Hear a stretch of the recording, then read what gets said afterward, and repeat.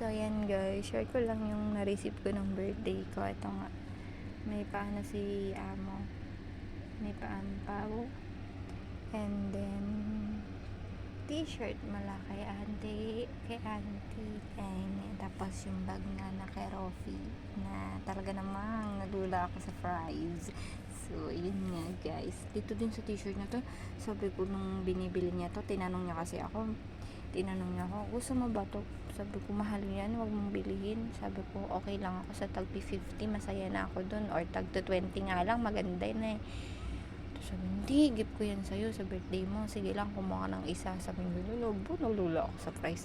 Parang nagre-range siya sa sa 350 to 380 yata.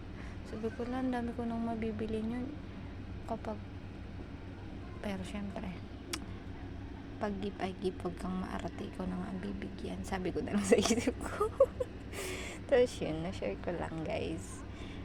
Alam niyo ba na umabot ako ng 30 years old na wala naman nagigip sa akin. Parang hindi ako sanay na nire-regaluhan ako. Parang dito ko lang lahat sa Hong Kong na experience lahat ng mga bagay na hindi ko na nakukuha dati. Ano yun? So, yun lang. Ayokong umiyak. Baka magkaiyakan pa tayo. Thank you for watching guys. Happy Sunday everyone.